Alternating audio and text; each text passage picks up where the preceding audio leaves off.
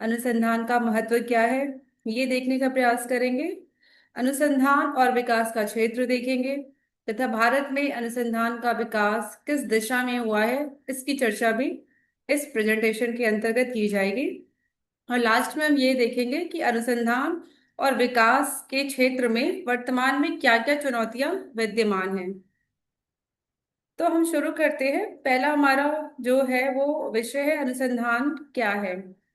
हम सब जानते हैं कि जब भी हमारे मन में कोई जिज्ञासा उत्पन्न होती है या हमारे समक्ष कोई समस्या उत्पन्न होती है, तो हम उस समस्या के समाधान के लिए अलग अलग तरीके से प्रयास करना प्रारंभ कर देते हैं। उसके लिए तथ्यों को, आंकड़ों को एकत्रित करते हैं, उनका विश्लेषण करते हैं और लास्ट में निष्कर्ष तक पहुंचने का प्रयास करते हैं। दूसरे शब्दों में हम ये कह सकते हैं कि अनुसंधान एक किसी विशेष विषय या समस्या पर गहन अध्ययन करने और नए ज्ञान की प्राप्ति के लिए तथ्यों, आंकड़ों और जानकारी का विश्लेषण करता है। अगर हम उद्देश्य की बात करें तो हमारा शोध कार्य या अनुसंधान का उद्देश्य हमेशा ही नए निष्कर्षों तक पहुंचना होता है या फिर किसी प्रक्रिया या घटनाओं की समझ को बढ़ाने की दिशा में हम कार्य करते हैं। तो अनुसंधान में हमेशा ये नहीं होता है कि हम एकदम से नए ज्ञान की खोज करें। कभी कभी विद्यमान ज्ञान में हम कुछ संशोधन करते हैं या उसमें कुछ नए विचार जोड़ते हैं या नए तथ्यों को जोड़ते हैं, तो वो भी अनुसंधान कहा जाएगा। वर्तमान ज्ञान में यदि हम कोई भी परिमार्जन करते हैं, कुछ सुधार करते हैं या फिर नवीन ज्ञान का सृजन करते हैं, या हम ये कह सकते हैं कि सुनियोजित ढंग से समस्याओं का समाधान करते हैं या फिर पुराने ज्ञान का सत्यापन करते हैं, तो ये सारी जो चीजें हैं वो अनुसंधान के अंतर्गत आती हैं। अनुसंधान हमेशा ही उद्देश्यपूर्ण होता है और परिणाम पर आधारित होता है। बिना किसी उद्देश्य को समझे हुए या बिना किसी उद्देश्य के निर्धारण के हम कभी भी कोई शोध कार्य नहीं कर सकते। यदि हम बात करें कि अनुसंधान के प्रकार कितने होते हैं, तो आप सभी जब भी किताबों को पढ़ते होंगे, चाहे वो हिंदी भाषा में हो या अंग्रेजी भाषा में हो, तो विद्वानों ने अलग अलग प्रकार से अनुसंधान का वर्गीकरण किया है या अनुसंधान के टाइप्स बताए हैं। लेकिन मुख्य रूप से यदि हम उनका सार देखें तो अनुसंधान दो प्रकार के होते हैं, एक गुणात्मक अनुसंधान और दूसरा मात्रात्मक अनुसंधान, यानी qualitative research and quantitative research. और बाकी जितने भी टाइप्स आप किताबों में पढ़ते होंगे वो सब इन दोनों के अंतर्गत ही आते हैं। गुणात्मक अनुसंधान है क्या? ये एक ऐसा अनुसंधान है जिसके अंतर्गत हम किसी विशिष्ट समस्या, घटना या अनुभव के बारे में गहन जानकारी प्राप्त करने का प्रयास करते हैं। इसके अंतर्गत मुख्य रूप से मानवीय दृष्टिकोणों, सोच और व्यवहारों को समझने के लिए कार्य किया जाता है, न कि संख्यात्मक आंकड़ों पे ध्यान दिया जाता है। यानी गुणात्मक अनुसंधान हमेशा ही किसी गुण, विशेषता की जानकारी के लिए होता है। यहाँ पे जो भी आंकड़े हमें मिलते हैं या फिर इसके जो रिजल्ट होते हैं वो संख्या में ना होकर शब्दों में या कथनों में या विचारों में होते हैं। गुणात्मक अनुसंधान का उद्देश्य क्या है? तो हम ये कह सकते हैं कि गुणात्मक अनुसंधान का मुख्य उद्देश्य किसी विशिष्ट विषय या समस्या के बारे में गहरी समझ और विवरण को प्राप्त करना है। गुणात्मक अनुसंधान जटिल और व्यक्तिपरक अनुभवों का विश्लेषण करता है, जैसे कि लोगों के विचार, भावनाएं, दृष्टिकोण। जब भी हमें इन तीनों का अध्ययन करना हुआ, यानी विचार का, भावनाओं का और दृष्टिकोणों का, तो हमेशा ही हम गुणात्मक शोध की तरफ जाएंगे। गुणात्मक शोध की प्रकृति क्या है, नेचर क्या है इसका? तो गुणात्मक शोध हमेशा ही आत्मनिष्ठ होगा या सब्जेक्टिव होगा, और इसकी प्रकृति वर्णनात्मक होगी, हमेशा डिस्क्रिप्टिव होगी। सब्जेक्टिव इसलिए होगा क्योंकि जब भी शोधकर्ता उस फील्ड में जाएगा शोध करने के लिए, किसी समुदाय में जाएगा, विचारों का अध्ययन, दृष्टिकोणों का अध्ययन, तो हमेशा ही शोधकर्ता के खुद के विचार इस शोध कार्य को कहीं ना कहीं प्रभावित करते हैं। वस्तुनिष्ठता थोड़ी कम होती है यहाँ पर, किंतु इसका अर्थ ये बिल्कुल भी नहीं है कि यह शोध से प्राप्त जो रिजल्ट होता है उस पर आप विश्वास नहीं कर सकते। यह बहुत ही विश्वसनीय होता है, लेकिन इसकी जो प्रकृति होती है वो आत्मनिष्ठ और वर्णनात्मक होती है। किस प्रकार से हम गुणात्मक शोध में प्रदत्त का संकलन करते हैं या फिर डेटा कलेक्शन कैसे करते हैं? तो हम सब मात्रात्मक शोध जब करते हैं तो वहां पे हमें डेटा हमेशा ही संख्याओं में मिलती है। लेकिन क्योंकि ये गुणात्मक शोध है तो यहाँ पे जब भी हमें डेटा कलेक्ट करना होता है या हमें प्रदत्त लेने होते हैं, तो मुख्य रूप से हम जो शोधकर्ता होता है वो फील्ड में जाता है, और जो भी उसके प्रतिभागी होते हैं या जो विषयी होते हैं जिससे उसे डेटा लेना है, तो वो तीन प्रकार से कोशिश करता है कि तीन या चार प्रकार से ही वो डेटा को कलेक्ट कर पाए, जिसमें सबसे पहले वो साक्षात्कार करता है या इंटरव्यू करता है।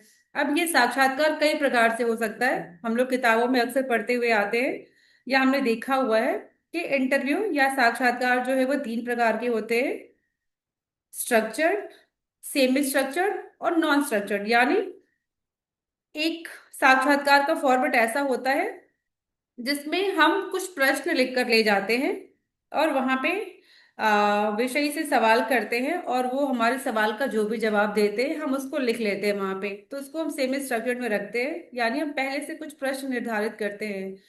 जो बिल्कुल नॉन स्ट्रक्चर्ड होता है वहां पे हम पहले से कोई प्रश्न निर्धारित करके नहीं जाते, और हम डायरेक्ट वहां पे प्रश्न पूछते हैं विषय से, और हर प्रश्न से लिंक होता जाता है और फिर नए प्रश्न अपने आप बनते जाते हैं।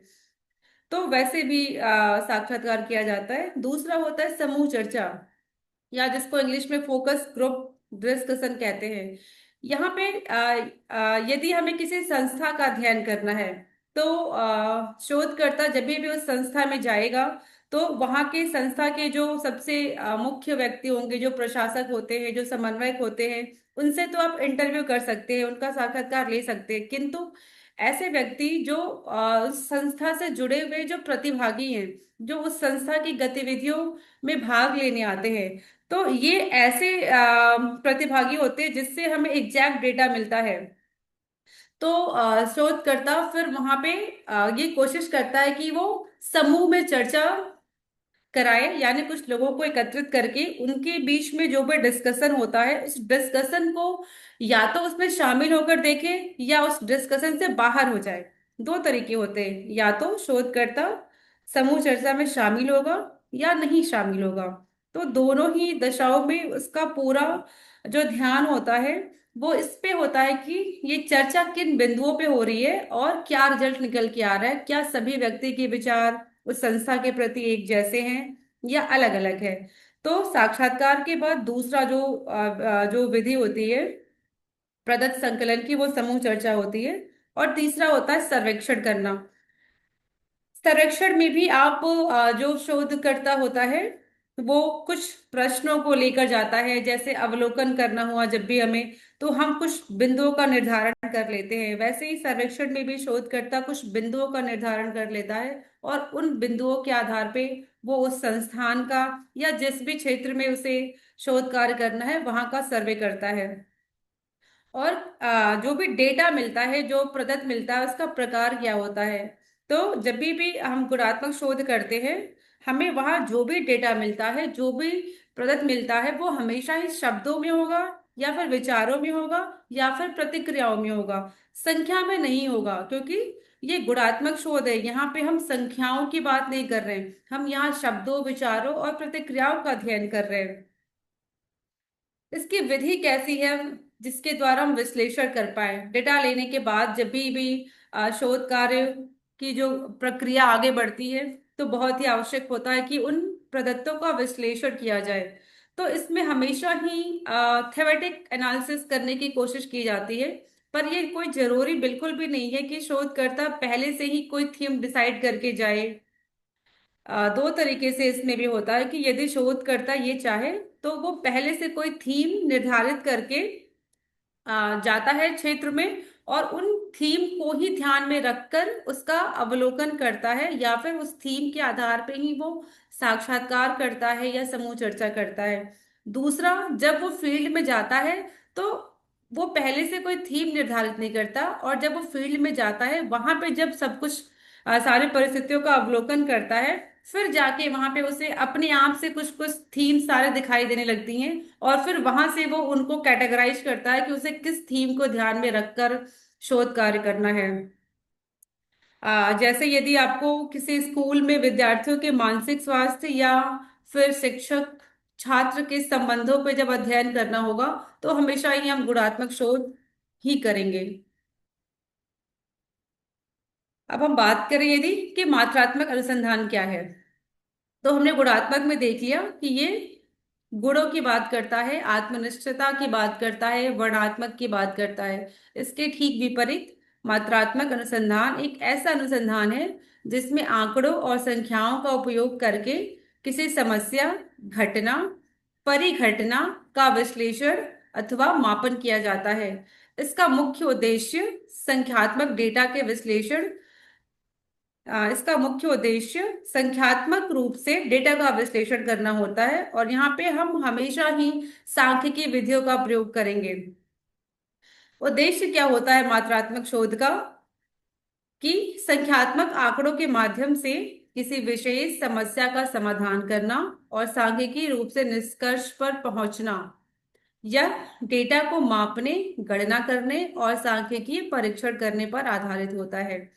जब भी आप संख्यात्मक अनुसंधान करेंगे, तो वहां पे आप डेटा लेने के पश्चात जब भी उसका विश्लेषण करना होगा, तो हमें कोई ना कोई स्टैटिस्टिकल टूल का ही प्रयोग करना पड़ेगा। बिना सांख्यिकी परीक्षण के हम मात्रात्मक अनुसंधान के रिजल्ट की फाइंडिंग नहीं कर सकते, या हम उसका रिजल्ट या परिणाम नहीं निकाल सकते। प्रकृति क्या होती है मात्रात्मक अनुसंधान की? हमने पूर्व में देखा, जब गुणात्मक शोध की बात कर रहे थे, तो गुणात्मक अनुसंधान की प्रकृति आत्मनिष्ठ अथवा सब्जेक्टिव थी, और वर्णात्मक या डिस्क्रिप्टिव थी। यहाँ पे हमने देखा कि मात्रात्मक शोध की जो प्रकृति होती है वो वस्तुनिष्ठ होती है और संख्यात्मक होती है। हमेशा ही आपको संख्याओं में ही आंकड़े मिलेंगे।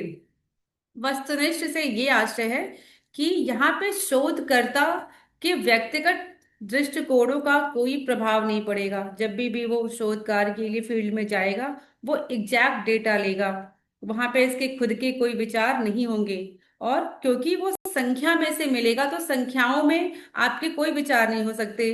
कोई भी आप गणना करने जा रहे हैं किसी सांसद की संख्या देखने जा रहे हैं आप, कि कैटेगरी वाइज की किस कैटेगरी के कितने सांसद उत्तर प्रदेश में है, तो जाहिर सी बात है कि यहाँ पे शोध कार्य की जो आत्मनिष्ठता है वो प्रभावित नहीं करेगी, क्योंकि जितने सांसद होंगे वो एग्जैक्ट संख्या ही होगी।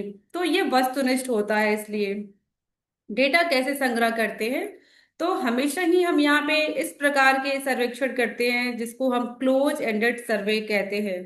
यहाँ पे ऐसे प्रश्न रखे जाते हैं जिसमें जब भी हम विषय को देते हैं तो वो एग्जैक्ट उसका उत्तर लिख दे, वहां पे कोई बदलाव की संभावना ना हो, और क्वेश्चनेयर का प्रयोग करते हैं, प्रश्नावली का प्रयोग करते हैं।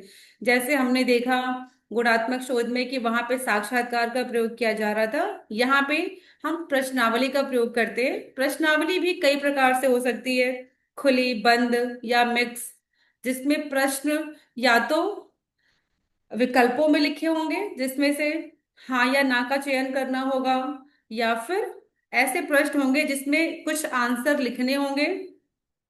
तो इस प्रकार और प्रदत्तों का संकलन मात्रात्मक शोध के अंतर्गत किया जाता है। और जब भी जो डेटा हमें मिलता है वो संख्याओं में होगा, प्रतिशत में होगा, औसत में, या फिर माप के रूप में मिलेगा। विश्लेषण कैसे किया जाएगा मात्रात्मक शोध का? मात्रात्मक शोध का विश्लेषण हमेशा ही सांख्यिकी विधियों के माध्यम से किया जाता है, जैसे मीन, मीडियन, मोड, या फिर माध्य, माध्यिका, मानक विचलन, सहसंबंध। आगे चल के जितना ही बड़ा हमारा कार्य होगा, हम अलग अलग प्रकार के सांख्यिकी विधियों का प्रयोग करते जाते हैं। जैसे यदि हमें किसी शहर में बेरोजगारी दर को देखना हो, यदि हमें ये देखना हो कि लखनऊ शहर में 18 से लेकर 25 वर्ष के युवा की बेरोजगारी दर क्या है, तो यहाँ पे हम हमेशा ही मात्रात्मक अनुसंधान का प्रयोग करेंगे। महत्व क्या है अनुसंधान का, क्यों करते हैं हम अनुसंधान? तो सबसे पहले हम देख रहे हैं कि ज्ञान का विस्तार। मनुष्य एक ऐसा प्राणी है जो हमेशा ही अपने आप में, अपने व्यवहारों में परिमार्जन करते रहता है। आज से 20 साल पहले की बात करें या उससे भी पहले की बात करें, तो तब से लेकर अभी का जो मनुष्य है उसके ज्ञान में बहुत ही बदलाव आ चुका है।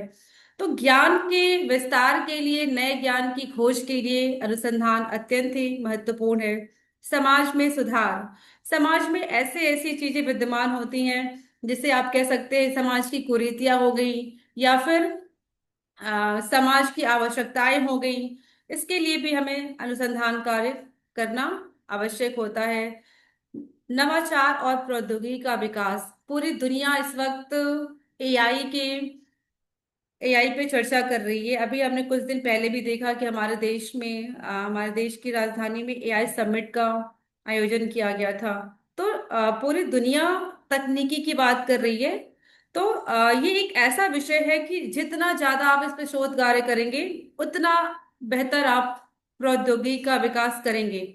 और जितनी भी समस्याएं होती हैं, उन समस्याओं के समाधान के लिए बहुत ही आवश्यक है कि हम कुछ नए विचार ढूंढें, शोध कार्य करें। पॉलिसी बनाने के लिए भी रिसर्च करना बहुत ही आवश्यक है।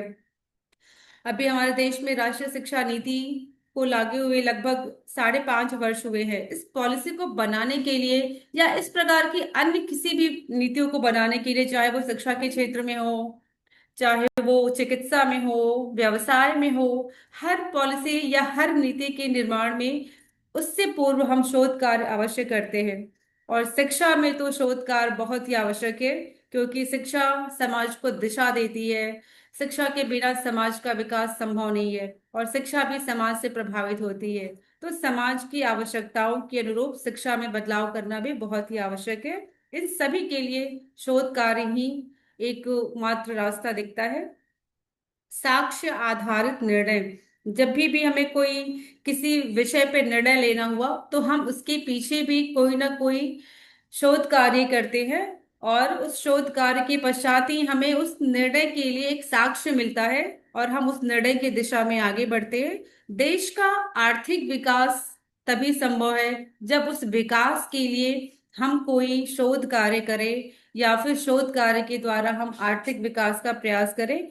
और लास्ट में मनुष्य का कल्याण या मानव कल्याण। ये सारे जो विकास हमने देखे हैं अभी तक, वो विकास किसके लिए किया जा रहा है? वो सभी कुछ मानव के लिए ही किए जा रहे हैं, मानव कल्याण के लिए ही किए जा रहे हैं। तो अनुसंधान बहुत ही महत्वपूर्ण है, और किसी भी फील्ड में या किसी भी क्षेत्र में बिना शोध कार्य के उस क्षेत्र का विकास संभव नहीं प्रतीत होता। किस क्षेत्र में हम अनुसंधान कर सकते हैं, या अनुसंधान और विकास का क्षेत्र क्या है? हर क्षेत्र में हम अनुसंधान करते हैं। सबसे पहले हम देख सकते हैं स्वास्थ्य और चिकित्सा अनुसंधान। आज से पूर्व क्या स्वास्थ्य और चिकित्सा क्षेत्र में जो चीजें थी, क्या वो आज भी वैसे ही हैं? आज हम लोग देख रहे हैं टेलीमेडिसिन का प्रयोग कर रहे हैं, हम एआई के द्वारा भी चिकित्सा कर रहे हैं। डॉक्टर्स कई बार वहां पे उपस्थित नहीं होते जहां पे कोई ऑपरेशन करना है, डॉक्टर कहीं ऑनलाइन तरीके से सर्जरी कर रहे हैं। या इतनी नई नई टेक्निक आ चुकी है, नए नए वैक्सीन आ चुके हैं, इन सब के पीछे कहीं ना कहीं अनुसंधान ही विद्यमान है। सूचना प्रौद्योगिकी का क्षेत्र। वर्तमान में आईसीटी इतना ज्यादा इम्पोर्टेंट हो गया है। हम एजुकेशन के फील्ड में भी आईसीटी की बात कर रहे हैं, और ये वर्तमान में इस अवस्था तक पहुंचा कैसे, इसके पीछे भी कहीं ना कहीं अनुसंधान का ही योगदान रहा है। ऊर्जा अनुसंधान हो गया, कृषि और खाद्य प्रौद्योगिकी, सभी के लिए अनुसंधान कार्य बहुत ही आवश्यक है। कुछ नया विनिर्माण करना हुआ, पर्यावरण की सुरक्षा के लिए, जलवायु को प्रदूषण से बचाने के लिए, अंतरिक्ष में नए नए कीर्तिमान स्थापित करने के लिए, तथा सामाजिक सुधारों के लिए या सामाजिक विज्ञान में भी अनुसंधान का बहुत ही महत्वपूर्ण भूमिका है। और इन सभी क्षेत्रों में हम अनुसंधान कार्य करते हैं। भारत में कैसे विकास हुआ अनुसंधान का? क्या भारत अभी आज स्वतंत्रता के बाद ही अनुसंधान कर रहा है, या फिर हमेशा से ही भारत में ये कार्य होता रहा है? तो हम ये कह सकते हैं कि भारत में अनुसंधान का एक लंबा और गौरवशाली इतिहास रहा है। प्राचीन काल से लेकर आज तक भारत ने विज्ञान और प्रौद्योगिकी में महत्वपूर्ण योगदान दिया है।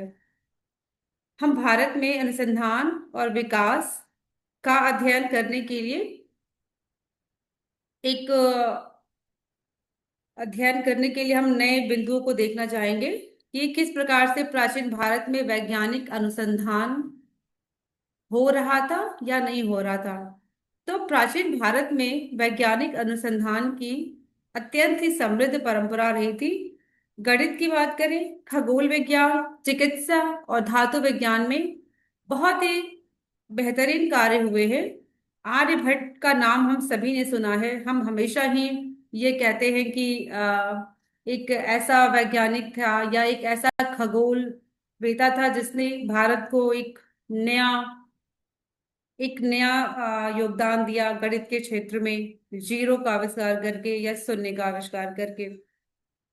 तो आर्यभट्ट खगोल विज्ञान और गणित के क्षेत्र में उनका बहुत ही महत्वपूर्ण योगदान रहा है। सुश्रुत का नाम आप में से किसने नहीं सुना होगा? चिकित्सा के क्षेत्र में, या हम ये कहते हैं कि भारत में या फिर विश्व में पहला जो सर्जन था या सर्जरी करने वाले जो व्यक्ति थे वो सुश्रुत ही थे। नालंदा और तक्षशिला जैसे जो विश्वविद्यालय जिसका विनाश कर दिया गया मध्यकाल में, ज्ञान के रूप में अद्वितीय कार्य किया है इन विश्वविद्यालयों ने। दुनिया भर के छात्र यहाँ पे पढ़ने आते थे और प्राचीन ग्रंथों में जो वैज्ञानिक अवधारणाएं हैं उनका अध्ययन करते थे। ये कुछ फोटोज आप देख सकते हैं कि किस प्रकार से स्वतंत्रता के बाद भारत ने अनुसंधान के विकास पर ध्यान केंद्रित किया। और CSIR, जिसे वैज्ञानिक और औद्योगिक अनुसंधान परिषद के नाम से जाना जाता है, इसकी स्थापना की गई। ICAR यानी भारतीय कृषि अनुसंधान परिषद, ICMAR की स्थापना भी भारत में शोध कार्य के विकास के लिए ही हुई। तो आधुनिक समय में भी भारत ने बहुत ही ज्यादा प्रयास किया है शोध कार्य में। भविष्य के लिए क्या हमारे जो विचारधाराएं हैं या भविष्य के लिए हम क्या कर सकते हैं? तो ये बहुत ही आवश्यक है कि भविष्य में भी हम अनुसंधान, नवाचार और आत्मनिर्भर भारत के लिए ये अनुसंधान की दिशा जो हमारी चल रही है उसको बरकरार रखें। और हमें थोड़ा सा प्रयास करना होगा कि अनुसंधान के क्षेत्र में निवेश को बढ़ाना होगा, और जो युवा वैज्ञानिक हैं उनको प्रोत्साहित करना होगा, और प्रौद्योगिकी के विकास पे भी ध्यान केंद्रित करना होगा। अनुसंधान तभी महत्वपूर्ण होता है जब हम समाज के जरूरतों के अनुसार या समाज के जरूरतों के अनुसार हम अनुसंधान कार्य करते हैं। तो ये बहुत ही आवश्यक है कि इस पे भी ध्यान दिया जाए। शिक्षा और स्वास्थ्य जैसे क्षेत्रों में सुधार करना बहुत ही आवश्यक है। तभी हम एक मजबूत अनुसंधान पारिस्थितिकी तंत्र का निर्माण कर सकेंगे। चुनौतियां क्या हैं अनुसंधान और विकास में, इसकी चर्चा भी हम कर सकते हैं। तो सबसे पहले तो अनुसंधान के लिए पूंजी जुटाना बहुत ही कठिन कार्य प्रतीत होता है। आ, हम यदि ये बात करें कि भारत में GDP का कितना परसेंट शिक्षा पे खर्च किया जाता है, तो 1964 में या 1964 में जब कोठारी कमीशन का गठन हुआ था, तो कोठारी कमीशन ने ये सुझाव दिया था कि पूरे GDP का कम से कम 6% शिक्षा पे खर्च किया जाना चाहिए। अभी अभी राष्ट्रीय शिक्षा नीति 2020 जब लागू हुई थी, तो उसमें भी पुनः इसी बात को दोहराया गया था कि कम से कम 6% शिक्षा पे खर्च किया जाए। किंतु अभी भी हम सिर्फ 3 से 4% ही शिक्षा पर खर्च करते हैं। तो आप ये सोच सकते हैं कि इस 3-4% में हम शोध कार्य पे कितना खर्च करते होंगे। तो बहुत ही कठिन होता है जब भी कोई शोधकर्ता किसी विषय को ध्यान में रख के शोध कार्य करने जाता है, तो उसके लिए वित्तीय सहायता प्राप्त करना अत्यंत ही कठिन हो जाता है, जिससे नए विचारों को क्रियान्वित करने में बहुत ही रुकावटें आती हैं। निजी व सरकारी सहयोग नहीं मिलता। तो ये बहुत ही आवश्यक है कि अनुसंधान की गतिविधियों में प्रभावी सहयोग स्थापित करने की दिशा में कार्य किया जाए, तभी निजी और सरकारी क्षेत्रों के बीच सामंजस्य स्थापित हो पाएगा, या फिर इन दोनों के बीच में सामंजस्य स्थापित करने के पश्चात ही शोध कार्य की दिशा में प्रगति हो सकती है। अनुसंधान नीति की समीक्षा करके नियमों का पालन करना बहुत ही आवश्यक है। मानव संसाधन की बहुत ही कमी है वर्तमान में। तो ये बहुत ही आवश्यक है कि हमें इस क्षेत्र में भी कार्य करना होगा, विषय से संबंधित विशेषज्ञों का निर्माण करना होगा, प्रशिक्षण और विकास के कार्यक्रम की दिशा में कार्य करना होगा। तो बहुत बहुत धन्यवाद आप सभी का। हमने आज देखा कि किस प्रकार से भारत में अनुसंधान का विकास है हो रहा है। Thank you so much.